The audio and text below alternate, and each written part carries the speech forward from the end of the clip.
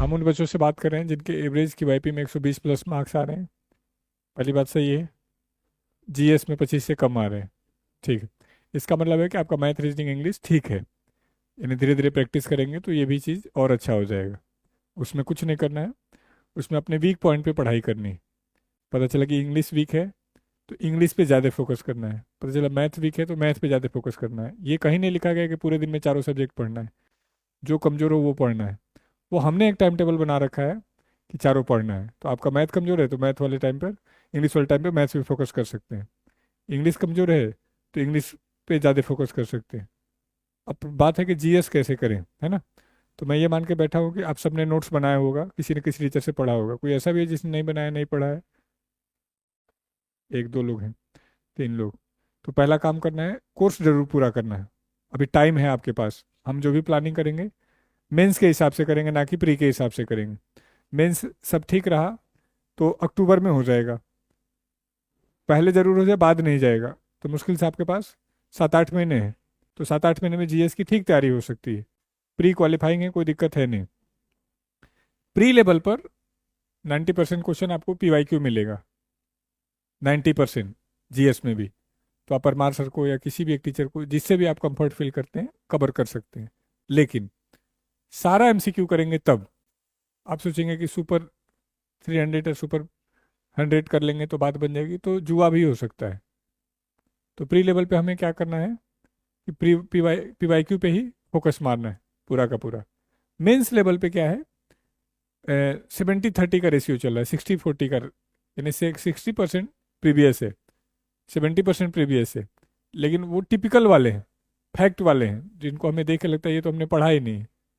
तो हमने दो काम किया है, यदि आपने ध्यान दिया हो तो। एक, टीसीएस वाले क्वेश्चन और बिफोर टीसीएस वाले दोनों मिला के आपको दे रहे हैं। अभी जो आपके पास बुकें हैं, जो नोट्स हैं, वो सिर्फ टीसीएस वाले हैं। तो जीएस में ऐसा भी नहीं है कि बहुत ज़्यादा पढ़ना है।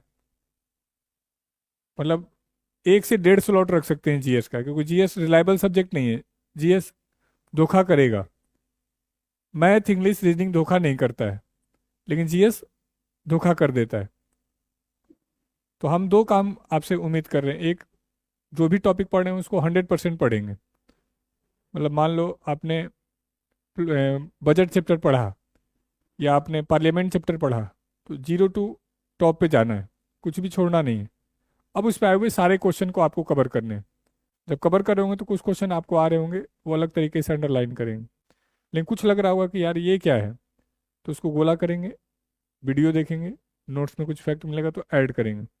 अगली बार जब मौका मिले, 2 ही बार मिलेगा जीएस पढ़ने का मेंस तक, ये ध्यान रख लेना।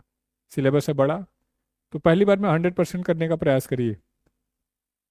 322 नंबर 360 नंबर में लाना अपने आप में एक टफ टास्क है। 321 वाला बाहर है, 322 वाला नौकरी लेके बैठा है।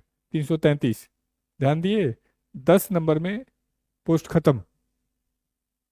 Highest post 333, lowest post 322। 10 number का मतलब है 2 से 2.5 क्वेश्चन, मतलब 3 मान लेते हैं। 3-3 नंबर मानते, निगेटिव हटा देते हैं। तो क्या जिस बच्चे को 4 नहीं आ रहा था वो अच्छा बच्चा नहीं है?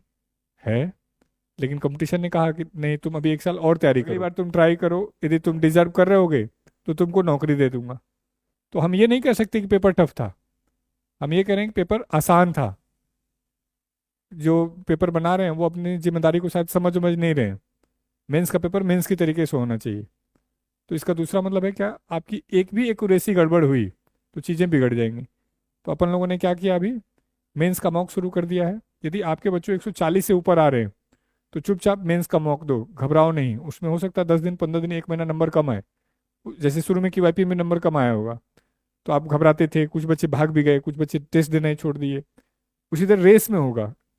लेकिन यकीन मानो, 1.5-2 महीना 2.5 महीना रेस दे लोगे तो प्री में कम से कम 15-17 नंबर का लीड मारोगे तुरंत। अभी नहीं, 2-2.5 महीने बाद चेक कर। ऐसे कई केस स्टडी हैं।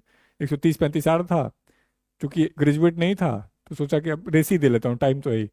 और जब 2-2.5 महीने बाद वापस क्यूआईपी देता है तो 165 नंबर मारता है सीधे, 160 नंबर मार रहा है। क्यों? अच्छे क्वेश्चन से वो रूबरू होने लगा। तो एक तो पहला गेम हो गया एक्यूरेसी का, कि एक्यूरेसी किसी भी स्थिति में मिस नहीं करना है। तो एक्यूरेसी आएगा कैसे? बार बार रिवीजन करने से। बस एक काम दिमाग में रखोगे यदि आप लोग, तो हम फेल नहीं होने देंगे। आप फेल नहीं होगे, ईमानदार होके पढ़ो। लाइब्रेरी में। सिर्फ पढ़ने के लिए मत पढ़ो। अभी हमने देखा, और लाइब्रेरियन अपने डाउट टीचरों को भी राउंड में भेजना शुरू किया है। तो उनका बेसिक कॉन्सेप्ट ये है कि वो देखो बच्चा पढ़ क्या रहा है। कल बताया किसी डाउट टीचर ने कि बच्चा किसी मैथ के टीचर का मैथ देख रहा था, और उनका नोट्स रखा हुआ है, कोई पेन नहीं चला रहा है, कुछ नहीं चला रहा है, पेज पलट रहा है और वीडियो देख रहा है, पेज पलट रहा है, वीडियो देख रहा है। ऐसे मैथ थोड़ी ना पढ़ते हैं यार। क्यों अपने आप, यदि आ रहा है तो टाइम खराब करो, नहीं आ रहा है तो तरीका नहीं है। तो थोड़ा सा ईमानदारी के साथ। अब इसमें हम ये मानते हैं कि 12 घंटे लगातार नहीं मन करेगा, लेकिन ये भी मानो कि यदि 12 घंटे नहीं मन कर रहा है तो 1 साल के लिए और तैयार हो जाना, अगले 1 साल के लिए और तैयार हो जाना। कल किसी बच्चे से बात हो रही, 29 साल का है, मैं उसका दर्द महसूस कर सकता हूँ। मैंने उसको कुछ बोला नहीं कि सर मैं दवाई खाता था डिप्रेशन का, यहाँ आने के बाद मैं ठीक हो गया हूँ, इतना बिजी हो गया, बेड पे जाता हूँ नींद आती है। तो मेरे लिए वो खुशी है, लेकिन वो दर्द भी है कि 29 साल के बच्चे को भी दोबारा पढ़ना पड़ रहा है। 29 साल एक अच्छा एज होता है, 65-70 साल आदमी जी रहा है। तो यदि खत्म करना है तब तो सीरियस तरीके से खत्म करना होगा, और नहीं तो धीरे धीरे धीरे धीरे धीरे धीरे कब आपकी जवानी खा गए हम, आपको पता भी नहीं चला।